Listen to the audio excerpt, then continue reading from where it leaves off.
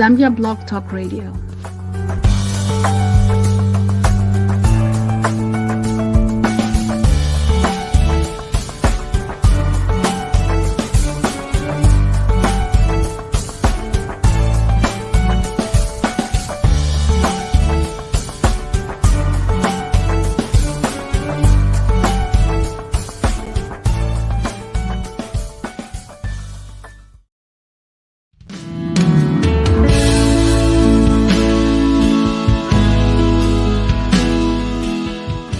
Are you ready to start your own show? Look no further than Zambia Blog Talk Radio TV's unbeatable hosting packages. We have hosting packages for all your live streaming needs. Introducing our basic, standard, and premium plans designed to fit your show's unique needs. With our basic plan, you get hosting and streaming only to Zambia Blog Talk Radio TV platforms, technical support, and a full hour of captivating content. Choose our standard plan, and you'll not only enjoy everything in the basic plan, but also receive promotions on our Facebook page and the freedom to stream to your personal platform, Facebook or YouTube.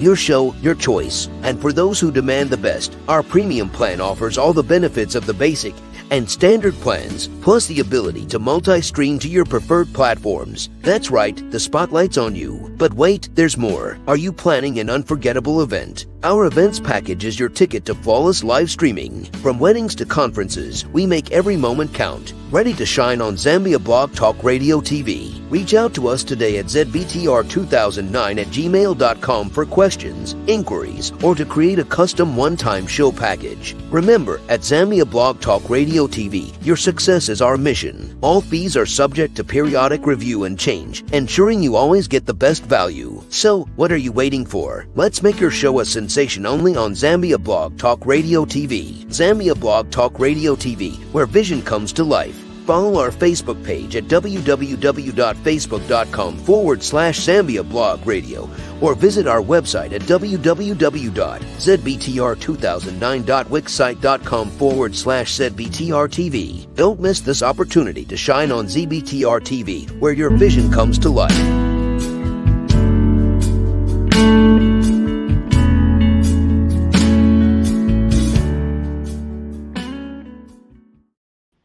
Hello, everybody. Merry Christmas. Happy holidays, whichever you prefer. Everything goes here. Welcome to the show. It's December the 2nd. Believe it or not, we are already in December, and I hope you are ready for this time of the year. That's the reason we are here this morning, is to talk about things to do with the holiday season. Tell a friend, ZBTR TV is live, and we are here to reach out to you and to communicate things that matter. Follow us on Facebook, Zambia Blog Talk Radio, and YouTube. You can subscribe to our channel, ZBTR TV. All right, so today we have an interesting discussion. First, let me welcome another gentleman who is not a stranger to this platform. He shows up whenever he wants. Morning, Pastor Alan. How are you? Good morning. Thank you so much for having me. The people are asking me, where has he been? Where has he been? Well, yeah, you know how it is. When we came to this nation, we did not read the small print. We heard of the milk and honey. Okay. We didn't read the fine print. That's interesting. Family doing okay? Merry Christmas to you. Yes, happy holidays. Oh, in Zambia, I forgot one. In Zambia, they say compliments of the season. Yes, compliments of the season. That's a good one. That's a good one. Yeah. So, everybody, we have this is a touchy subject, and it cuts across board, and it affects it somehow, in some way, it touches you in a way that all of us are affected. I can't even find the words I'm looking for, but we shall get into it. Today, we greatly honored, and Pastor Alan is responsible for what is going to happen here today. We greatly honored, we greatly honored to have Mutinta Tembo. She is the founder of Awesome Mind Psychiatry. Oh my goodness, I just like that title, Awesome Minds. Mutinta, good morning, welcome. Thank you so much. Thank you so much, my brother. Good to see you. Good to talk to you again. Hi, Mr. Mlenga. And for sure, you have a responsibility here, a huge one, because you dragged me to Mr. Nathan, and I am so grateful for that. I'm here. I'm so happy to be here today. Excellent. We're looking forward to having an interesting, a healing, a therapeutic discussion, so that everybody concerned and everybody out there who doesn't seem to want to even think about celebrating this holiday season, to help them to say, look, it's all right to do it, but we'll let Ms. Mutinta deal with that. You know something, I pay attention to things that I see and which come my way. And so I was looking at your names. I'm like, Mutinta, Tembo. That's an interesting combination, right? It is. It's a mouthful. It's a mouthful. It's a mouthful, to say the least. So yes, Mutinta Tembo. I'm proud of it, though. I am a good mix of the East and the South. On my mom's side, I am from Hamangaba. I actually grew up there, just east of Nalutanda, and and to the east we have Moya, and I think we have a president that grew up there, right, in Moya Wengwa constituency. So that's where I grew up. I grew up with my grandmother, and went to Njase Girls. And my dad is from Chief Ndake village Sichivende in Nyimba. Wow. So, that's a good one. She's a true Zambian, Alan, eh? That's a true Zambian, you know. Pure breed. That's great to know. I'm sure Dr. Musanja is saying, oh, okay. Tinta, you've been a nurse for many years. Why mental health practitioner track? Could you also help us understand what family psychiatrist entails? Absolutely. That's a great question. So, I mean, I think sometimes we come here and we have ideas of what we want to do, and then reality hits us, right? And like, Pastor Nathan said, we don't read the fine print until we get here. And initially I was doing accounting, and I worked at the health department, where, in accounting, we are busy towards the end of the month. And then after that, we were free. So I would go in the front office to help the senior clerks. They were doing eligibility for the week program. And the director there, who was a doctor, would watch me and how I would interact with the clients. Mostly these are clients from low income. I still treated them with respect. And most of the times when when it comes to low income, this is where mental illnesses are prevalent. Most of the times they have no access, to those services. I looked over that, and I still saw the person that was in front of me.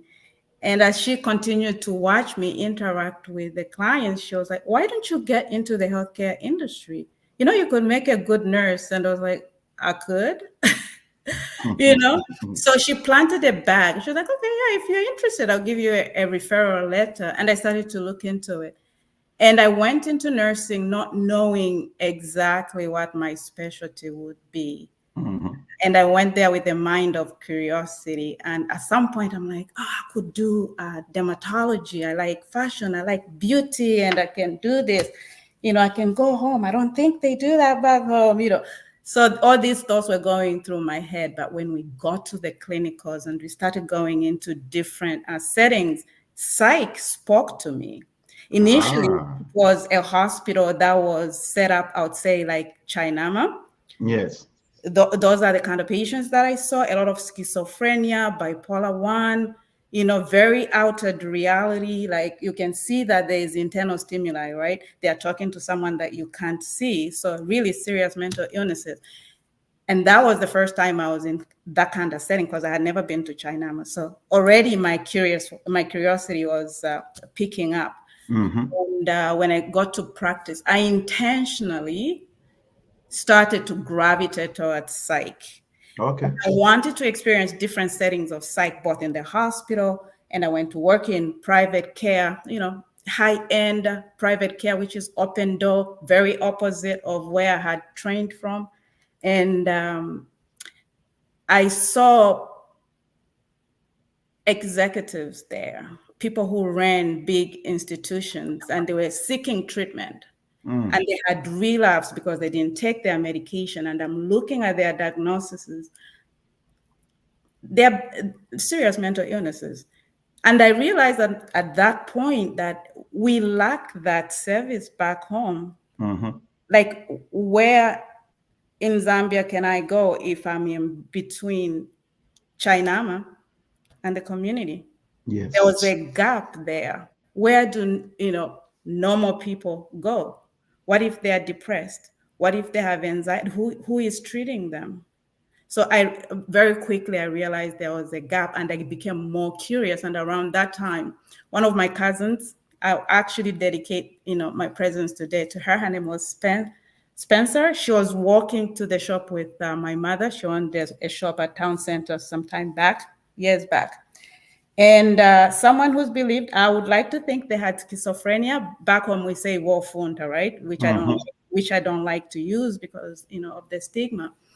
And he picked a brick and hit my cousin in the head, and my cousin didn't survive. So there was some kind of trauma associated to it. I felt like I could do something. I wanted to understand. It was curiosity. It was interest. It was fascinating to me. And that's what led me into getting into psychiatry. I wanted to understand psychiatry in its entirety. So I didn't want to specialize like children, adults. I wanted to do the entire thing. And that's why it's family psychiatric. So psychiatrists are MDs. I am not an MD. I have a master's in psychiatry. So we are referred as psychiatric providers. Okay. Excellent. Okay. So the reason we are here today, Mutinta, is people go through a lot of difficult situations in life. Okay. The list is long. Loss of a family member, parent, grandparents, child, a sibling, death of a co-worker, and they may not necessarily have died during this time we are in. For those of us in America, from Thanksgiving going through to the Christmas period into New Year's, it seems to be like the memories of these situations particularly become a challenge during what this period we call holiday season. Why is that so? Well, first of all, there's an obvious void. There's an obvious void. If it's a family member, if it was a dad in this American culture, were they the ones, if we fry the turkey outside, were they the ones going to get the charcoal, prepare the dinner? Did they carve the turkey in the American culture? The dad or head of house carves the turkey. There's a void there. So those memories are kind of inevitable. I can talk of my own experiences. My sister, her favorite holiday, whom we lost a year ago, her favorite holiday was Christmas. She would stay up. She wanted to be up at midnight and tell everyone Merry Christmas. The first text that I got or message that I got on Christmas was always from her, because she would wait for the minute. My beautiful sister, Merry Christmas. And last Christmas, I looked for that text. And it wasn't there. It wasn't there. So inevitably, we will have those memories because there's a void. And that's the void that we try to cope with.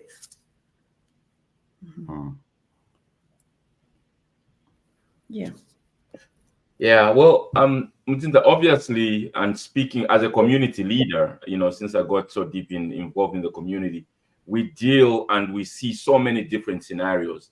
Obviously, one of the things that we deal with is it's the issue of loss, for instance. That's one of the big ones that Yeah. You're out here, Mm-hmm. and your parents or your Mm-hmm. sibling or those that have left children, they pass and they're Mm-hmm. back home in Zambia. Mm-hmm. How do I, like, how do I even grieve? And then when you look at the people here, the typical Americans, if you're surrounded by the Americans, the way they grieve is totally different from the way that we grieve. Mm. Someone's parent could have died today. To relieve their stress, they go off to bush gardens. Whereas for us, that's like, hey, are you the one that killed that person? How are you in a place of enjoying something when your mother just died or your sibling Mm-hmm. just died? So how do we, Mm-hmm. tools do we have to cope with that? Because Mm-hmm. those are, we see those so many times in our community. Mm-hmm. I mean, grief is different for everyone. Even within the American society, it's not going to look the same with every person. And it's important to understand that. Even within the culture, we're going to grieve at our Mm. own time. It's not going to be synchronized. There are different cultures, and I think it will be a loss if we lose our cultures. Uh, I think it's important to mourn how we know how. Let's not lose that. I've actually seen like research where it's actually maladaptive to sweep that under the rug. Mm. Have you really gone through the 5 stages of grief? Because the initial one is denial, right? Yeah. Mm-hmm. As a provider, I'm thinking, are we in denial? Has reality sunk that this has occurred? Okay. And so you can't look at the other person, oh, they go there, they go to bush gardens. Well, you don't know if they are maladaptively coping. It may not have sunk. After they go to bush garden, when they come home, probably their next reaction will be anger, because that's the next one, right? In the series of grief. Mm. And you're not there to see the anger. They're at home, they're Yeah. questioning God now because reality has sunk. They can't escape it, they can sweep it under the rug. God, why me? Yeah. Why is this happening? They'll be angry. They'll be angry probably at the person that has passed. If they ate well, they wouldn't have had a stroke. If they were not a womanizer, they wouldn't have gotten that disease. If they took their insulin, they wouldn't have died. Mm-hmm. And sometimes you blame yourself. They may blame themselves. I should have Mm. done more. I should have sent money so that they went and saw a doctor. So you can't look at the next person and say, oh, they're coping like that. Maybe that. No, let's grieve the best way that we know how. And if this is how we grieve in our community, we can. And I know we have to earn a living and sometimes kind of have to put those feelings aside and go work. But in our own spaces, let's continue to process. Let's feel. Let's feel. Most of the times we feel like the appropriate way of grieving is, let's be strong and, Mm. let's not stay in the place of pain. That's inappropriate. Let's feel. The more we feel, it'll pass through our bodies and we continue in the process of grieving until we get to a place where we accept the loss. Just because we may accept it a year later, and just because we accept it, it doesn't mean that the pain is gone. The challenge, Alan, if I may throw in a follow-up question there, Yeah. Mutinta, is this: you've made a statement here, mourn how we know how. I think that the challenge in our community comes with us, though, the other people, how we relate with the person grieving. I Yeah. think that's one of the challenges. So how do I walk along? How do I grieve along? How do I try to be in that space with this person who's mourning and try to help them mourn how best they know how to mourn and how they need to mourn? I hope that came out right. No. Chisungu nacho chali shubu. No, that is actually perfect. That's a great question. So Mm. I feel like we can't assist our loved ones if we don't understand where they are in their mourning process. So if we are going to be there, let's try and understand where are they. So in my profession, we are blessed to have, theorists like Elizabeth Kubler-Ross, right? Mm-hmm. And laid out stages of grieving. So understanding where they are. So first thing, we want to assess, how are you? How are you? How are you Mm. feeling? How are things? Find out how they are processing. You will know if they're, blaming. I shouldn't have done that. They may be bargaining or still angry, because the first one is denial. The second is anger. Then they start to bargain. God, please take away this pain. If you just take it away, I'll go to church. They are trying to regain control. It's so overwhelming, the pain. Mm. So in the process of trying to gain control, they start bargaining. So you will hear from the way they are talking. They may be in depression, you know, they look sad, Mm-hmm. no smile, flat affect. You can see they're sad. They're not taking care of themselves. They are not sleeping. I'm not sleeping. My heart is racing. You Yeah. know, it's all the time. I feel sweaty. I can't eat. I'm not sleeping. You know that they are depressed. So knowing where they are, then you will know how to assist them. Mm. The Pastor Nathan. First of all, I told myself that, hey, you're part of the host. I'm not going to insert myself in No, no. that. It brought up so many like emotions for me, just this little talk, because I think Mutinta mentioned when my mom passed, I had just arrived here. And this is more than 15 years later. I've been to Zambia in this year like 3 times, and I have not gotten myself to go to the gravesite. Mhm. And earlier on you Why? mentioned Why? like, Why? well, and that's where it is. She mentioned sweeping it under the rag. I Ah. have my reason has been like, just like pretend it's something that I don't need to do, or it's not there. You know, Okay, let me interrupt you, Pastor Alan. Okay, Womutinta just address that. Uh, he hasn't gotten himself to visit mom's gravesite. There are people watching here and they've probably done the same thing. Mhm. So let's address that before you build it on further, Alan. Okay. So the two important things he mentioned there is sweeping it under the rug. Mm-hmm. It's too painful yeah, and the body cannot process it. The easiest thing to do is to sweep it under the rug. And I hate to say that's denial. That's denial. Is denying that she's no longer here. Because the reality of not ever being able to hug her, Mm. not ever being to tell her you love her, not meeting your children, probably, so your Mm. grandchildren, though that is too painful to bear. That's too painful to bear. So yeah. the best way, sometimes the body knows what to do. Denial is meant to protect us. It's a coping mechanism because the body is realizing that you are in shock and that pain is too much. Mm-hmm. So we just go in denial phase. So I have to point out that's a maladaptive behavior. In America, they say you're kicking the can down the road, right? It's inevitable. At some point, we'll have to deal with it. So we are just prolonging the inevitable. How do those of us around Alan, his Mm-hmm. wife, Mm-hmm. his kids, Mm-hmm. those of us, his friends, Mm-hmm. how do we help him?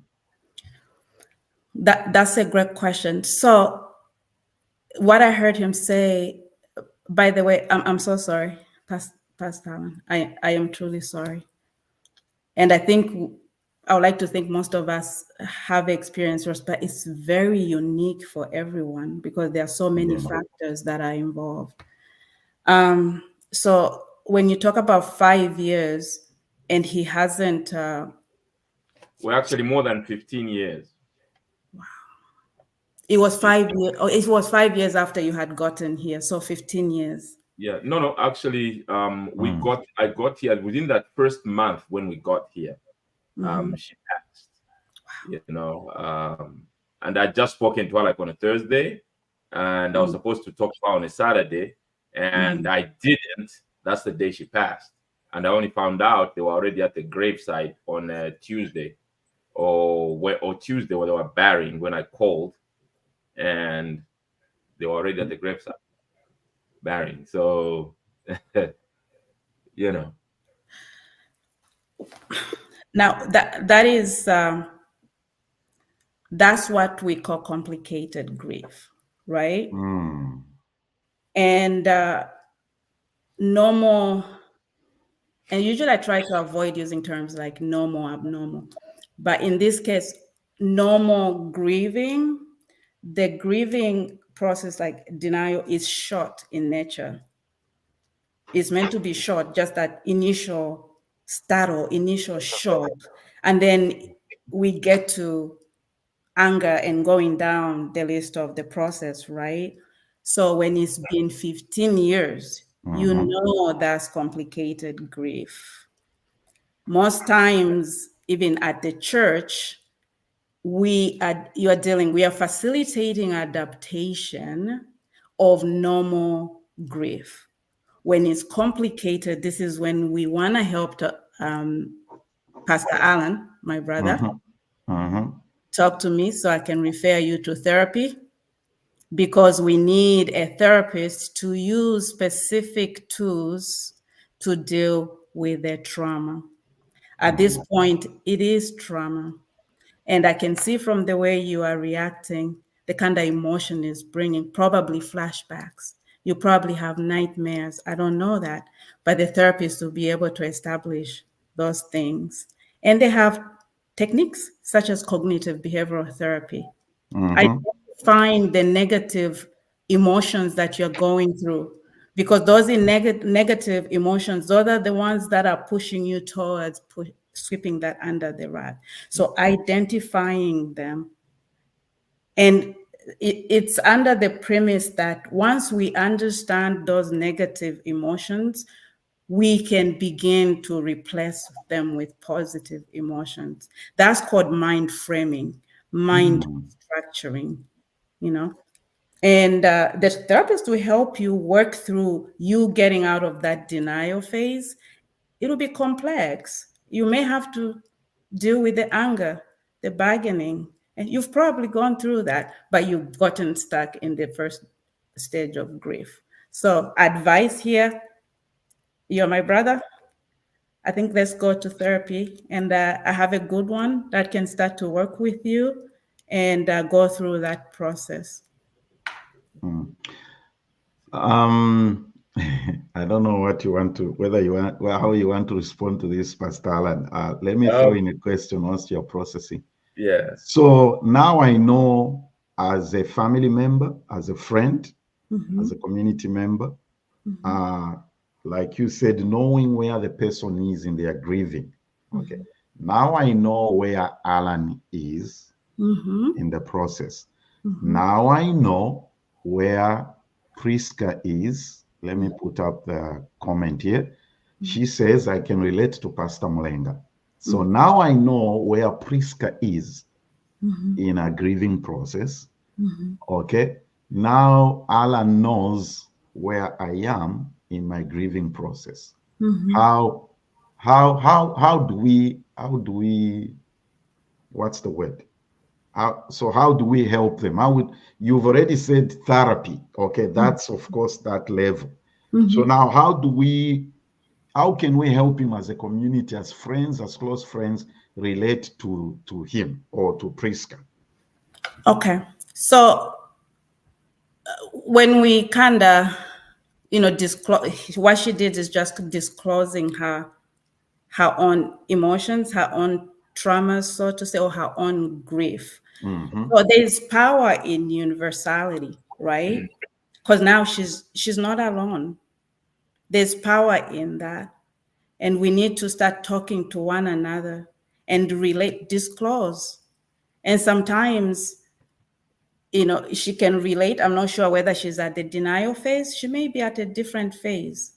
And if she's at a different phase and she's maybe at acceptance, then Pastor Alan can start to say, how did you get to acceptance? And then Priska can share, this is the process I had to go through, my brother, maybe, our mother, that was our time, whatever she coped with, whether it's God, what got her to acceptance. It doesn't mean the grieving process is done once you get to acceptance. It's still ongoing. You're just at a different stage. So we share.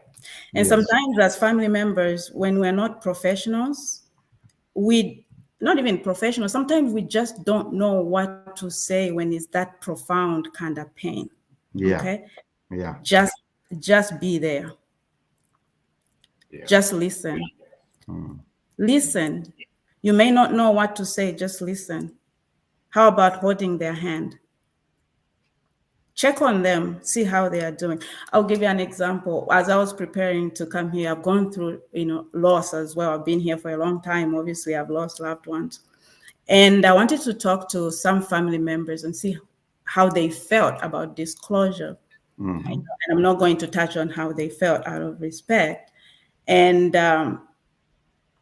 they told me how they felt about disclosing.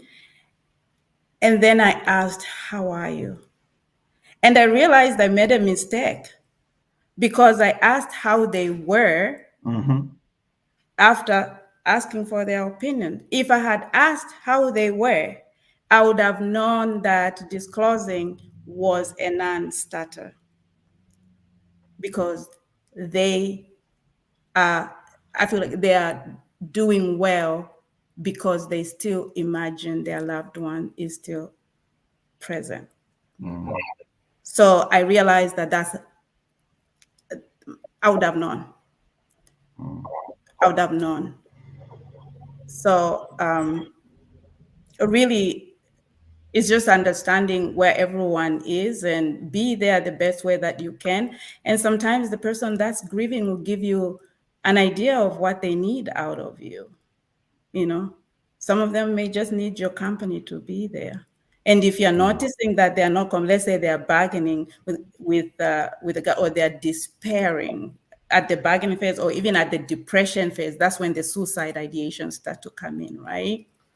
Under depression, they're not motivated. They don't want to go to work because they don't feel energetic. They're not eating, they're not sleeping, and all of these things. And then they start to entertain ideas of, if I didn't wake up, I'll be fine. What's the purpose of being here?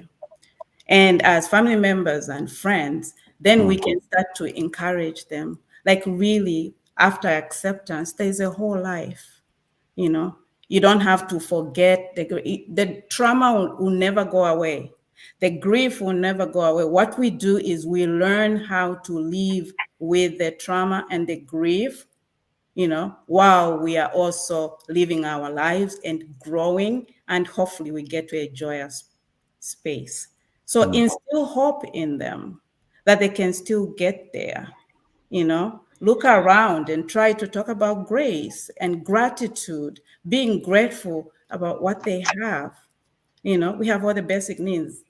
We have shelter. Look at where God has brought us. It's important to, I think, consider religion. What is it that instills hope in them? This is your arena. In your situation, how do you instill hope and get them out of grief? The what do you call it? The leader, the minister now is the one that needs to receive hope. And I like that you throwing that question or that challenge, if I may use that word, to Alan and I. We are community leaders here. A lot of people on this forum here, when I look at the list of names, these are community leaders: Brenda, Winnie, Priska, Nelly, Clotilda, and everybody else I can make, Richard. All these are community leaders, and we are dealing with things. Okay. Clotilda says, Pastor Alan, I have also avoided going to my father's grave. He passed away 5 days after I left you. See I, that? Yeah. I don't know whether I should say this. She's my sister. She can beat me up if she wants. This is a community leader, Mutinta. Yeah. People look up to her, and she has these underlying things going on. And that's everybody. That's the reason we are here. This can be a very difficult time of the year. I was telling Mutinta, everybody, remember what I said to you? When my mom died, I didn't sleep for 3 days. And I opened up to her about some things, and it's only when you talk about it that's when you realize where you are in this process and in this situation. Yeah. Let's take a break here before we continue our conversation. Winnie is having our annual the 6th annual fundraising gala next week on Saturday. If you wish to participate or to attend, you may not be able to go, but even you can donate. She helps. Yesterday was International AIDS Day. Is that what they call it? World AIDS Day. And that's what Winnie Musonda Hope Foundation is about. She helps people, orphans, kids who've been victims of the AIDS pandemic. That's the number there. If you wish to call Winnie and find out, you may want to go and attend the event. You may just wish to make a donation of the same amount for the event, $145. So I want to encourage everybody, let's participate. Winnie is part of our community, and she's doing a great job. Our guest this morning is Mutinta Yvonne Tembo. She's, how did you say it? She's a family psychiatric. Yes, Okay. family psychiatric practitioner. Yes, Family psychiatric practitioner. We need to be very careful with this terminology because we don't want her to receive an email from the certification board to say you were at some platform and you claimed the A, B, C, D, blah, blah, blah. Everybody watching, there's a lot of things to unpack here. And both Alan and Womutinta have agreed that we'll have a continuation of this discussion on the 16th, not next week. Next week, I wish we could do it next week, but I have Pilato already scheduled, and he's agreed to come on the show. He's going to talk about transitioning from being an activist to being a government official. So that's going to be my discussion next week. But Womutinta and Pastor Alan will come back on the 16th.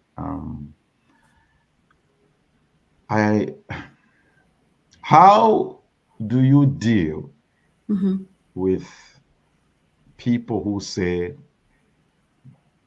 they don't want to celebrate Christmas? They can't. They just can't. You have given a perfect example where you used to get that text message from your late sister. You could have also taken that position to say, I know somebody personally who tells me they can't celebrate Christmas because that was their brother's favorite holiday. How do we deal with people like that? How do we help? Okay. So, I mean, I'm not sure where they're coming from. I obviously I don't have the details. Most of the times, it's guilt. Remember that third stage of grieving. We feel guilt. They're gone, and we are here, and we are supposed to celebrate what? Christmas. Therefore, we feel guilt. And that what's the guilt? That if I that celebrate, we are still here, and they're not here to celebrate it. They are gone. You know, there's just so guilt. Survivors guilt is a real thing, and we also we don't want to give ourselves permission to be joyous because we're supposed to be sorrowful. Alan, did you hear that? Yeah. Yeah. We don't want to give ourselves permission to be joyous. Mhm. Yes. Wow. Yes. Mhm. And as a community leader and leader in the church and everything, that I find, one thing that I do is I go after anyone that's hurting and go help them Mm. and not deal with, I'd rather be Mm. at somebody else's funeral. I don't want a big deal about my birthday. It's Mm. great, and sometimes you do it. Okay, you've got kids, you got a wife. Okay, yeah, you accept it. But if it's up to me, I'd rather be out there helping somebody else. Mhm. you know so Right. Yeah. especially in our community, when you're a guy, you're told to be strong. When you're a pastor, Mhm. Mhm. especially Mhm, in mhm, the pastor you pastored in Zambia, you have zero weakness. Doesn't Mhm. matter what's going on, you have zero weakness. Even if you don't Mhm. have transport money, kukutura fea chipanga, don't tell nobody that you ain't got no money, because you are Yeah. the man of faith and Mhm. everything. So yeah. Mhm. Absolutely. I mean, there are social factors or cultural factors that will affect how we process and how we grieve. I think being here, even here, there are people who believe that a man is supposed to behave in a certain way, and I truly believe that's very toxic masculinity. Men feel too, you know you are someone's son, and we are born with this innate love with us, you know mm, so when that mom is not there, where does this innate love go? We're supposed to mourn, you're supposed to feel.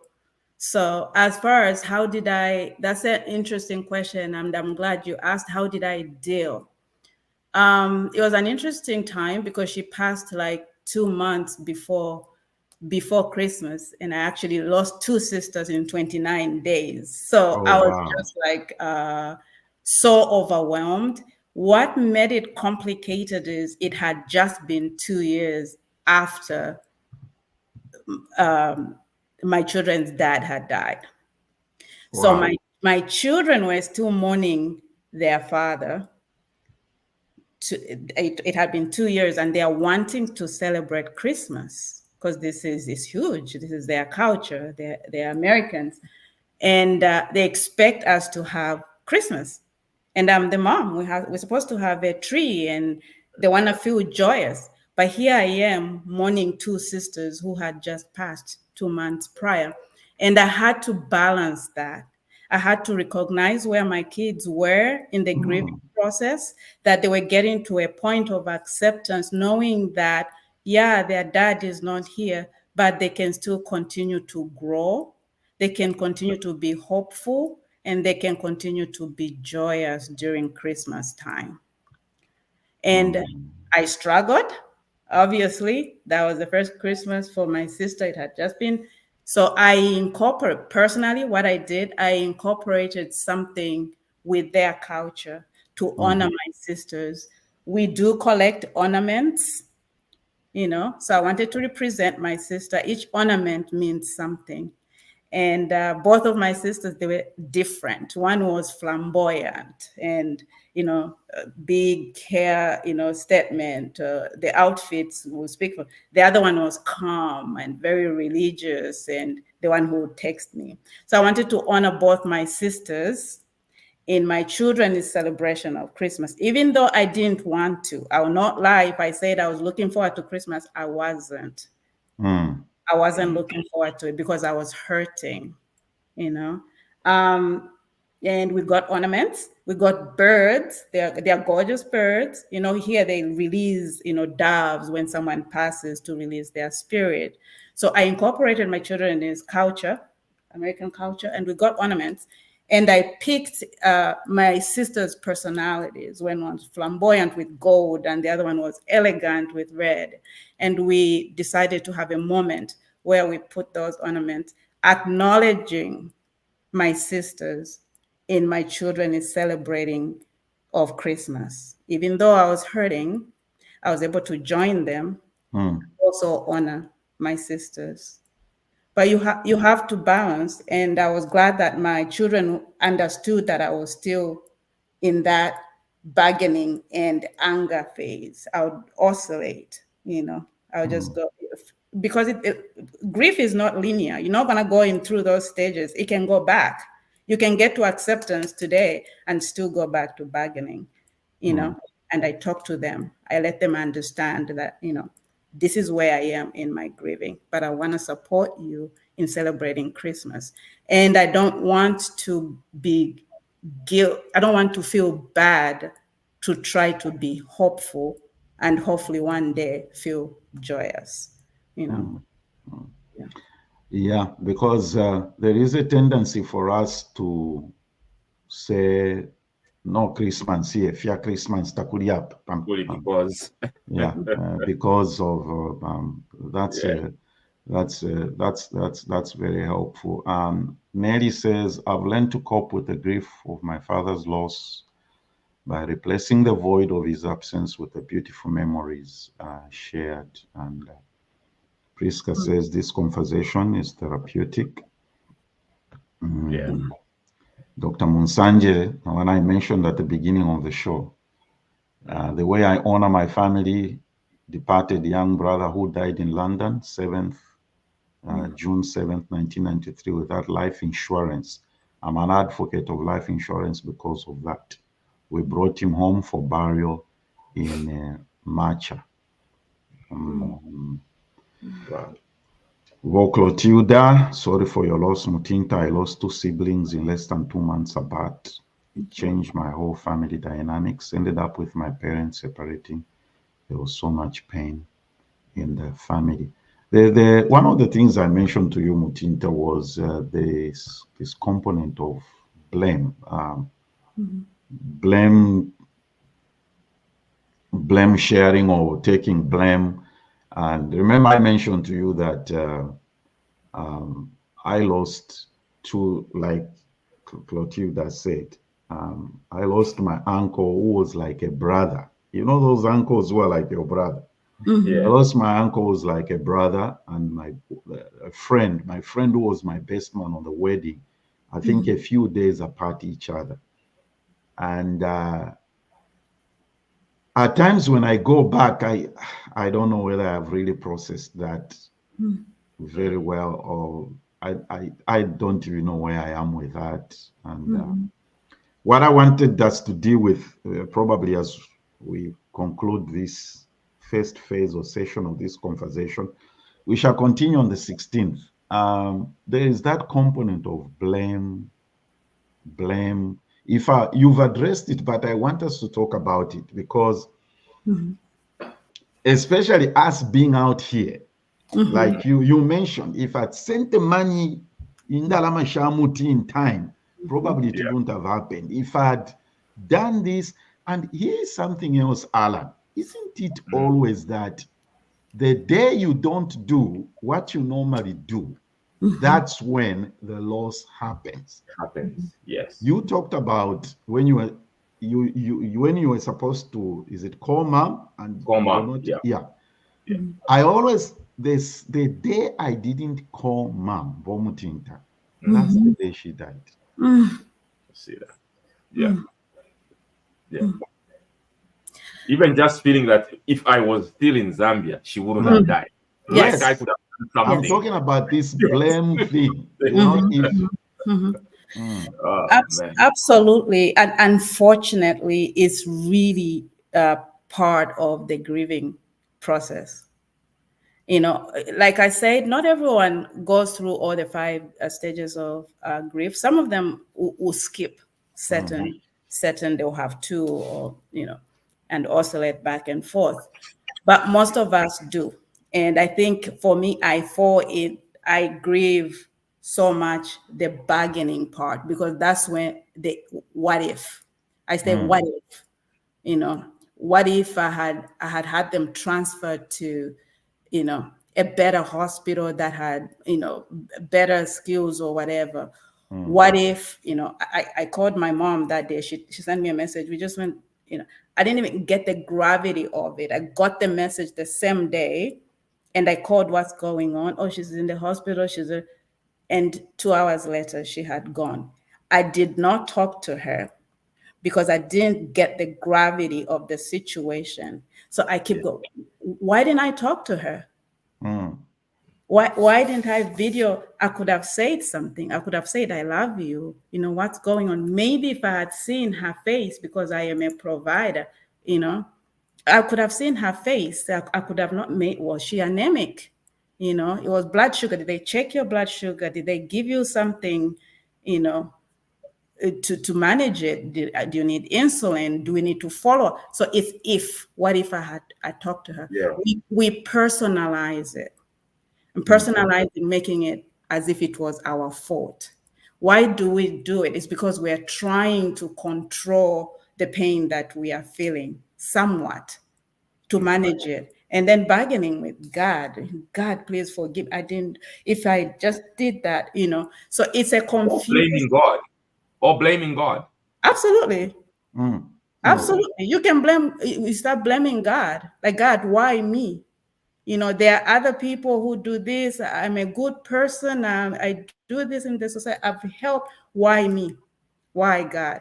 You can even blame the people that have left us. You can blame yourself. You can blame anybody. It's just trying to cope with the amount of pain that you're going through. It's maladaptive.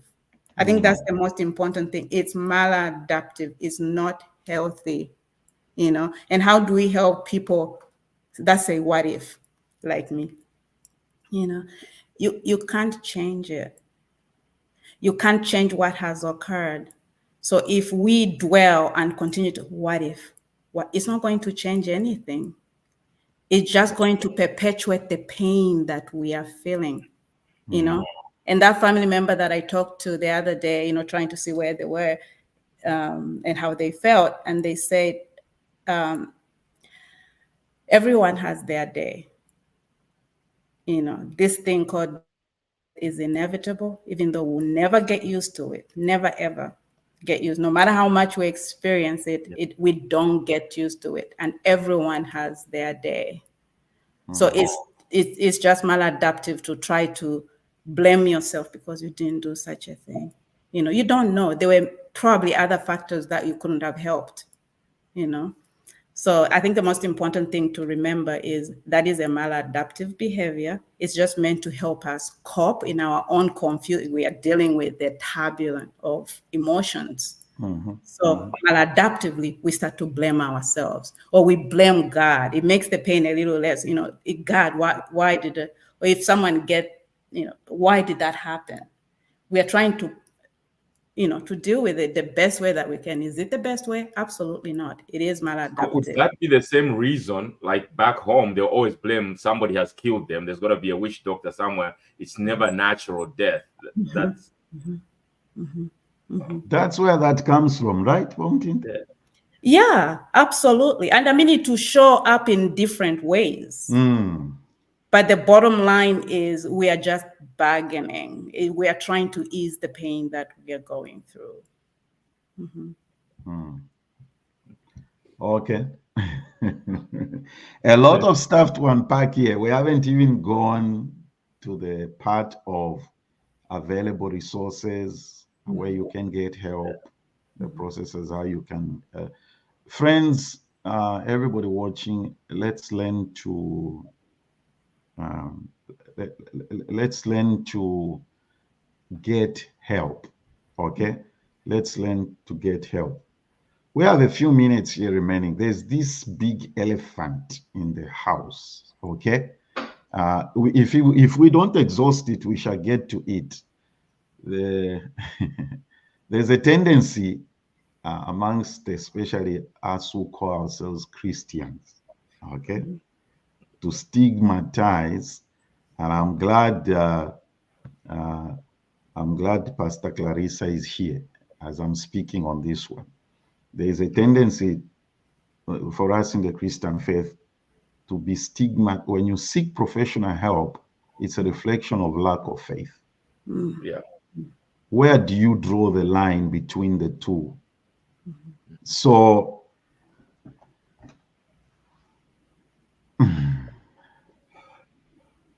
let me give this example. I prefer to talk about things with, first of all, by it's a personal family situation, but it's okay. When our youngest daughter was born, she was born with a heart condition. And the doctors told us that she needed heart surgery. And the man of faith that I am, I didn't want that. I said no. And the doctor said, oh, well, you know how things are here. They can't force you until you put a signature on that line and say yes.